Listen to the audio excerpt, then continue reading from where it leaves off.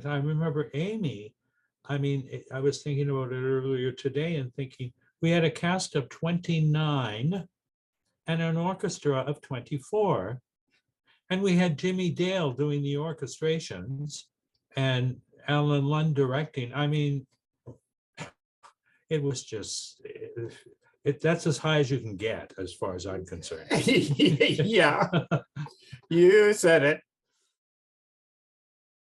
Right? Yes, in 1978, I did 8 to the Bar and then Lies and Other Lyrics in the Mackenzie building.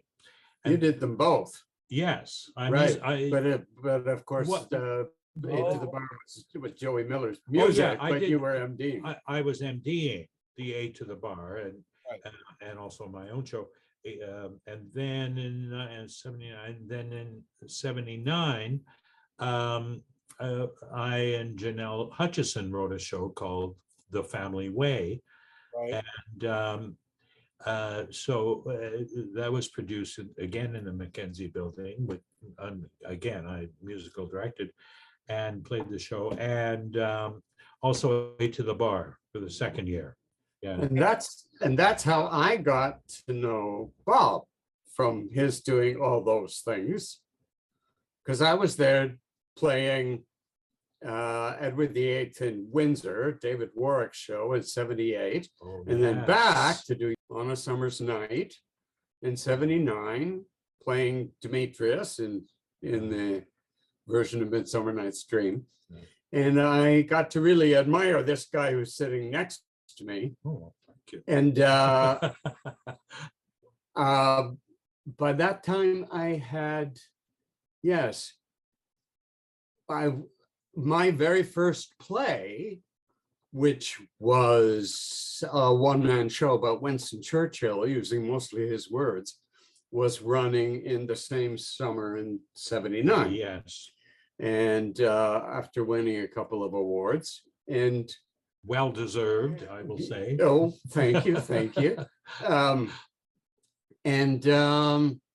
It wasn't even a musical, but I had reached the point in the Lehman Engel classes about musical writing. I'd completed all the exercises year or so later, except the final one, which was to start adapting a story into a musical. And it could be a novel, or it could be a biography, or it could be whatever. And it must have been about 81 or 80. 81, I think, already, when I sat in my living room with a friend who was a bit of a history aficionado. And I said, okay, I've got this assignment now. I have to outline and start working on a musical that's about, I'm looking for an interesting Canadian woman that would make a good musical. What do you think? And we're sitting there brainstorming, thought this, and all of a sudden he said, what about Aimee Semple McPherson? I went, you just hit it. That's who I want to write about, because I knew that story already. And of course, I hadn't researched it seriously.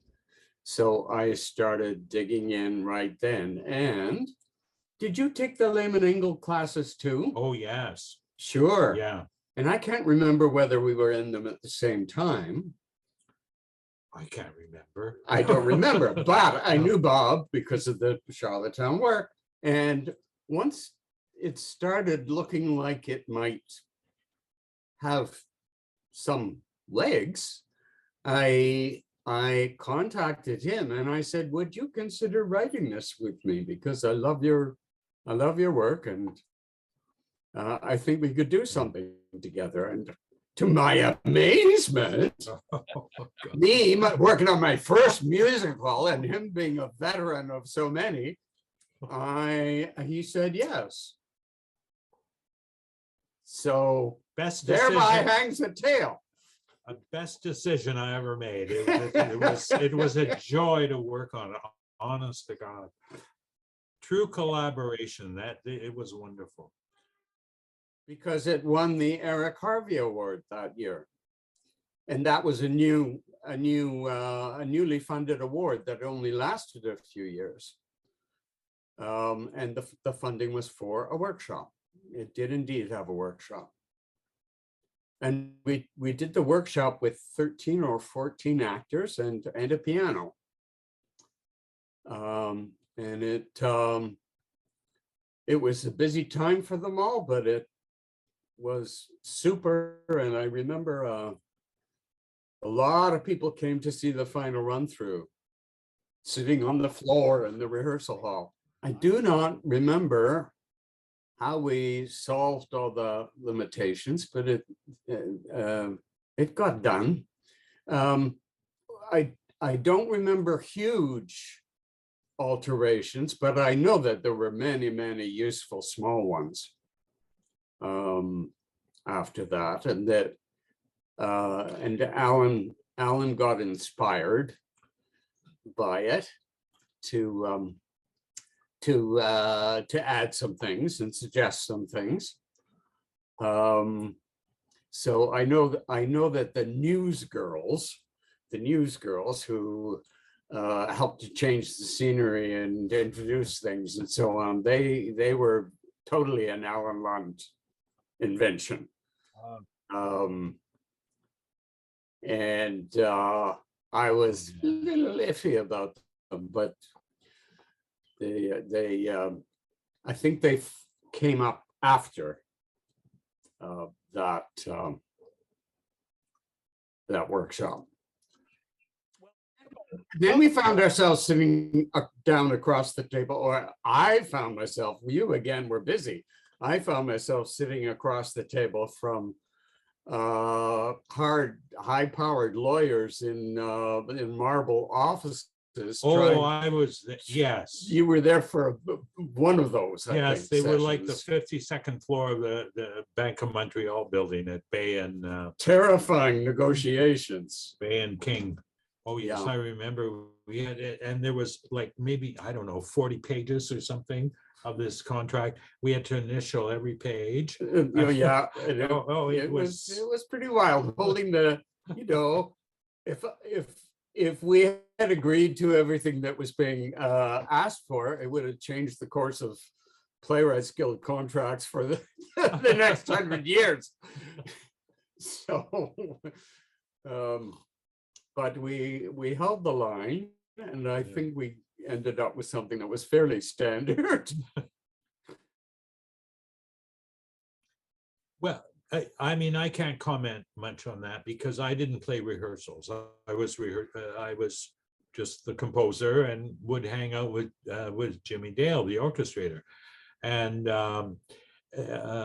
so I didn't have much contact with Alan for that. But I'm sure you did incessantly. I was in rehearsal the whole time, yeah, and that wasn't my choice.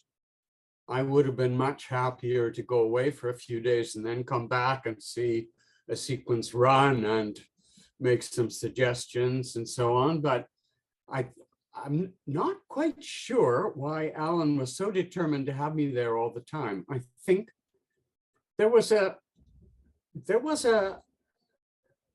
an angle of directing that I think Alan was shy about. And I think he wanted me there to keep an eye on the acting specifically. Really? Although I personally always found him a wonderful actor's director, because he'd make a physical suggestion that just opened the whole scene for you. It was always brilliant. And I watched him work in the workshop, and he did it over and over again. He'd say, well, what do you want in this scene? What are you after? And he wouldn't have read the script. He'd just ask the actors what was going on. And then he'd say, oh, in that case, let's this, you move there, you do that. Yeah. And it would all just open up, and there it would be. And we had some debates about certain things. He wanted to soften. The thing that I was most disturbed about, that I never really agreed to, and which I put back promptly when the run was over, was that he changed the ending. He insisted on changing the ending. Not, it just didn't have the impact that I had wanted it to have. And there were other little things. Losing the verse for Marilyn Pepe, it's wonderful. Yeah, That's the my girl. opening verse. Yeah. But These sometimes you cuts just do at happen. the moment you just have to let these things go. And but I never felt that was right. And if you ever see a video or listen to the original, the program sound from the production, you'll notice at the end of "That's My Girl," the applause is chopped. It goes Straight into, as soon as she hits, straight it comes into off tempo number. the last lyric, and there's no room for applause. I don't know if there's a button at the end of the song. I don't think so, but it segues as one to something else. Right. You know, yeah. But anyway, I guess it affects me because I found that. Help me with the name. Who sang it? Marilyn Pepe. Marilyn Pepe. It was so wonderful, and Yeah. she owned that song, and she just. It was just wonderful what she did with it, and to not give her due, sorry, but it every time I think of it, I get a little upset. Do you remember her audition? Where we had done demoed some numbers before all of this started, when we had Sharon Dyer singing the part of Minnie Kennedy, the mother of Aimee Semple McPherson, and she'd done a fabulous job as Sharon would. But you know, she was ill, and her health didn't really permit looking at a run of a play at that point. And so we were searching for a Minnie Kennedy, and I had never heard of Marilyn Pepe. I hadn't either. I didn't, you know, she was well known from an earlier stage of her career, and in other circles, the name Pepe meant something. But she walked in, and here was this handsome, broad-shouldered woman with a bass voice, and she sang, "Here's to the ladies who lunch," Oh God. and tore a strip off it. And Alan and I looked at each other, and we knew we had Minnie Kennedy. It was just absolutely 100%. There was just no question. There was no point in any other woman coming in that door. She owned the stage. Yeah, She owned it. totally owned it. Now Gabriel needs a cheer, the heavenly hosts in our world. They all know. Could I crow? You bet your life, Saint Peter. That's my girl.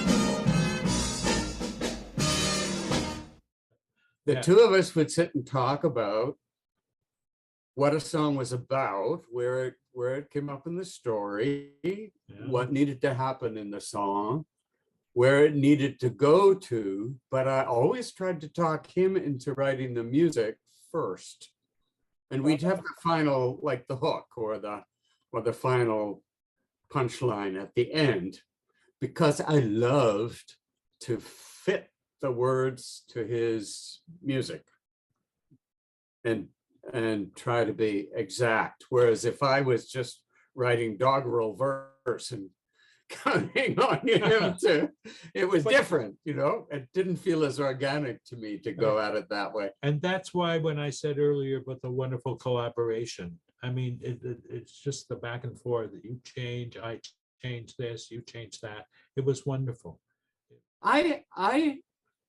One of my big questions, there is a ballad.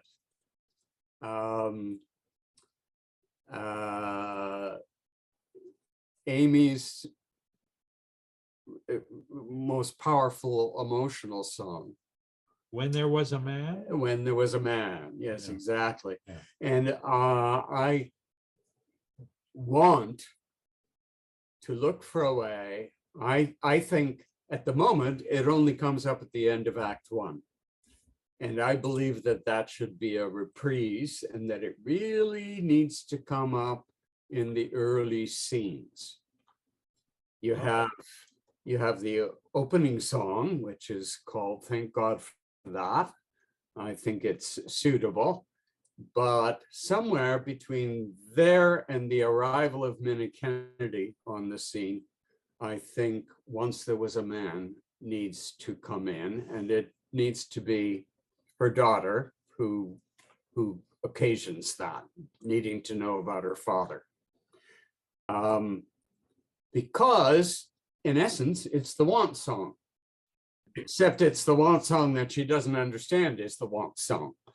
The song that she understands is the want song, comes along in the next scene with the credo, I know he needs me. But now she's talking about God, not a man. Yeah, so that is something I've always wanted to wrestle with, and there are other tweaks. Yeah. I want to make sure that the ending remains strong. That is, at the ending, she's once again singing, I know he needs me, despite the lie that her life has turned into. And one needs to realize, and we didn't lose this, this was the on-screen notation that she died by an overdose of sleeping pills some years after the end of the play. One needs to realize that she's going to be living a delusional existence. I think Alan was a little bit afraid of it in the context of a fairly religious community. I remember him saying that he fought so hard to get this part, and he was wonderful in it. He had one lovely number that I loved very much. Spare Me the Saints was the title of it. Charm song. And he was just the right presence. He was just warm and simple and genuine, and that fabulous voice of his. Yeah, he was just lovely in it. I heard a story about Spare Me the Saints and Bill. He said he had said to someone that it was the hardest song he ever had to learn. Oh, wow. Because it's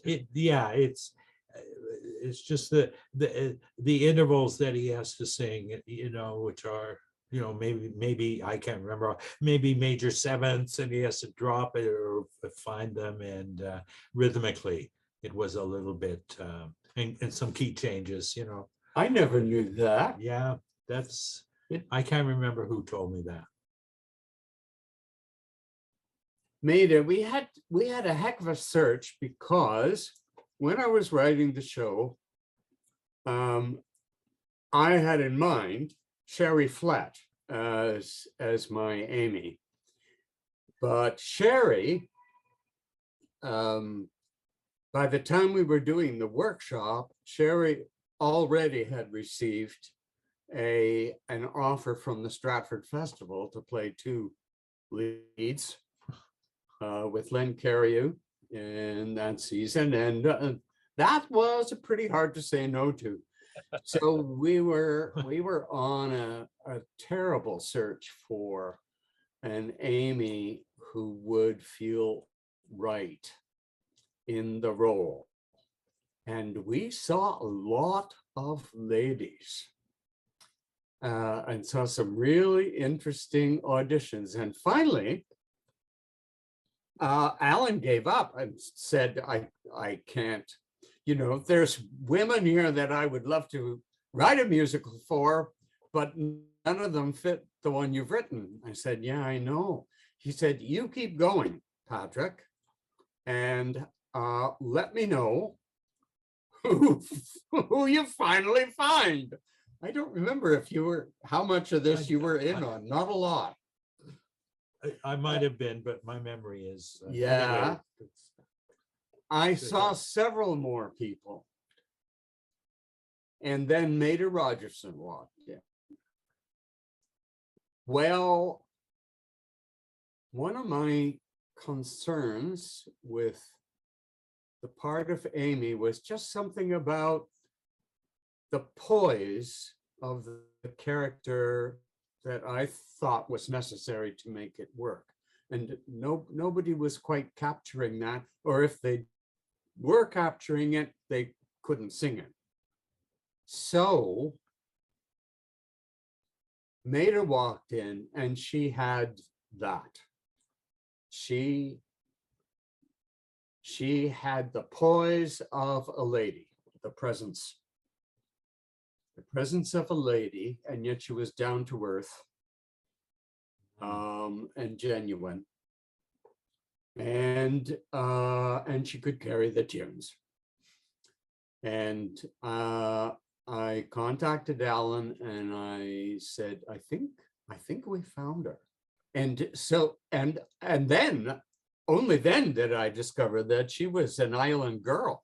Yeah, she was born and bred on PEI. At any rate, that's what happened, and she was marvelous in the part. She was warm and genuine and feisty, and all of those things worked. Yeah, and she was great to work with too. I remember. Yeah, lovely woman, very Yeah, charming, yeah. very charming woman.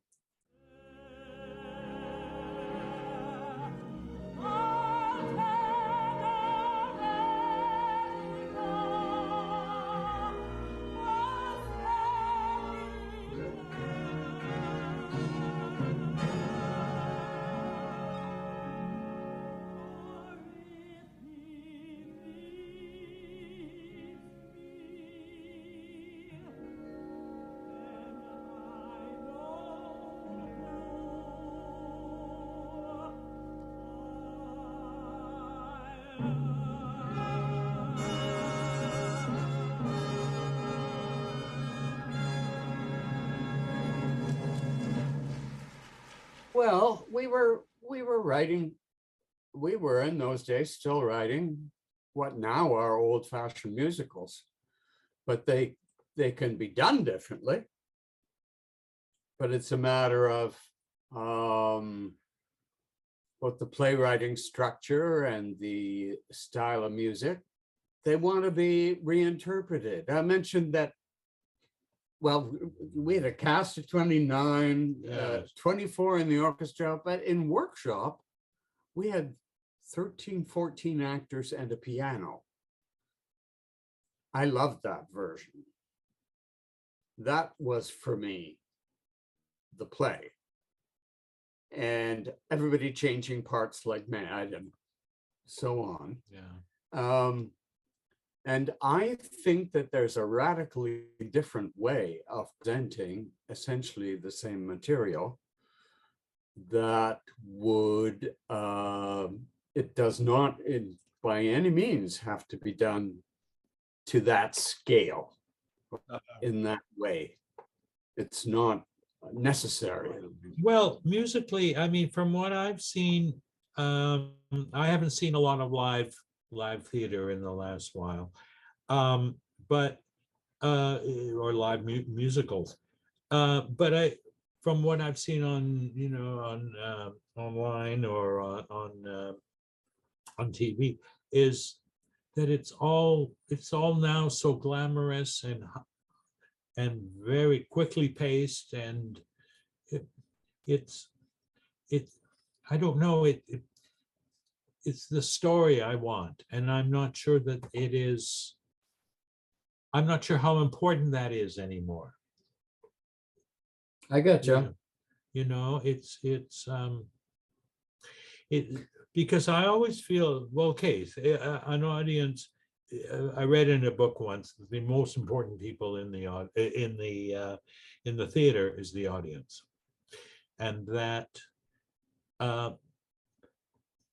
that performers are there for the audience, to enlighten the audience or to make them feel good. And if people now, if they're just happy to see a great dance number or a wonderful busy loud score, then they're pleasing the audience. But I think I don't know, for the musical theater, I want some heart there. I want some story, I totally agree with you. Yeah. Story is the important thing to me, and that's Yeah. why I said that it could be done again with just over a dozen people and a small ensemble, because the story, I think the songs carry the emotion in any guise. If there's some damn challenging songs in there, mind you, but the Bob's melodies do the work. I think the scenes are, I might tweak them, but I think the scenes are pretty good. They tell the story. They get at what I was aiming to get at.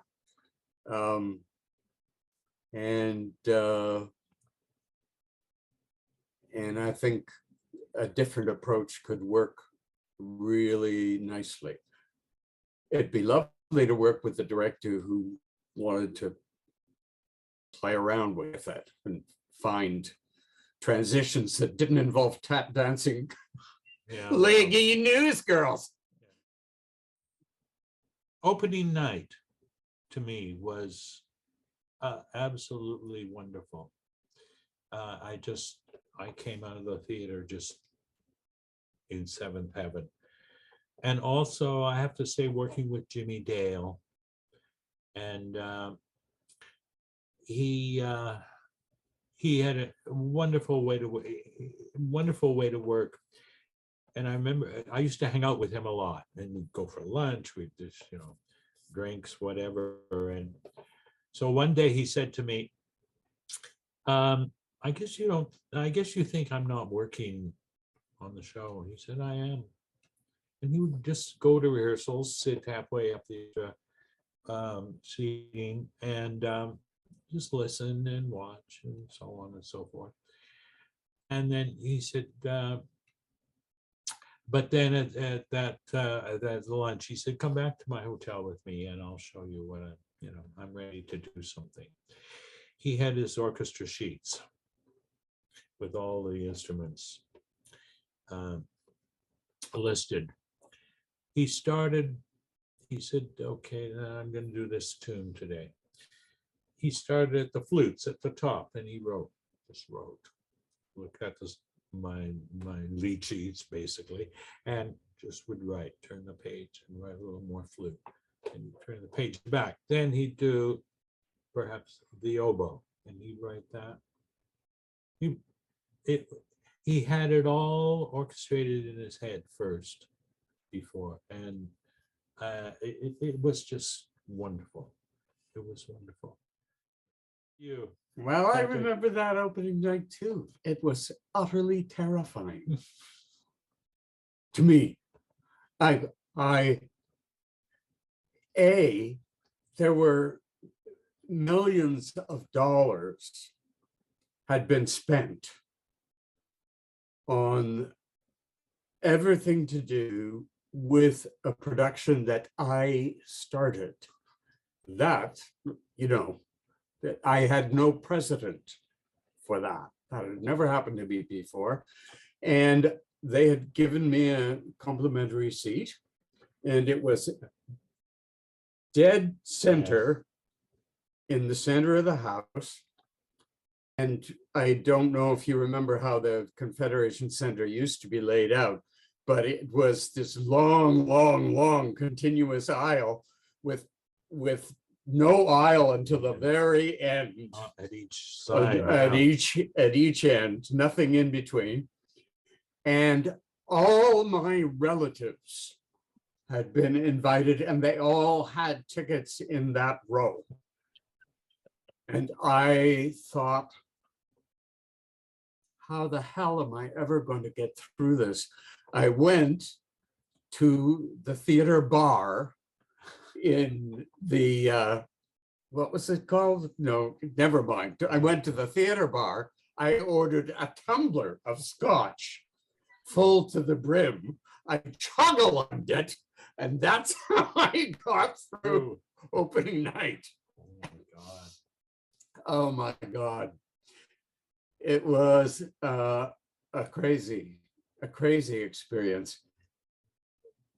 I have, you know, one of my favorite moments, other than Marilyn starting into "That's My Girl," was Bill Hosey starting in "I Confess I'm a Man Who Has Lived a Bit." And then,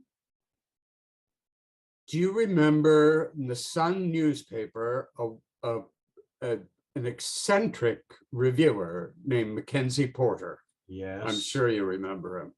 Well, his review, I will never forget. What was that? Young writes lyrics that fit into the tunes of Bob Ashley, like a hand in a glove, etc., etc. He went on and on. He figured it was the next big Broadway hit. And I didn't take it as realism, but it sure was nice. Well, of course, yes.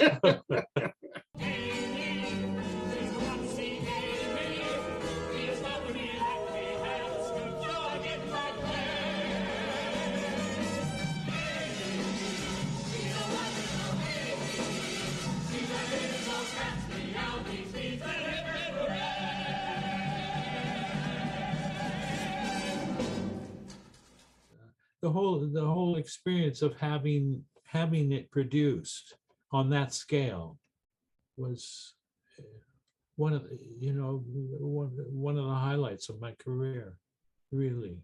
How many Canadian composers have that opportunity? You know, it's plus we got royalties.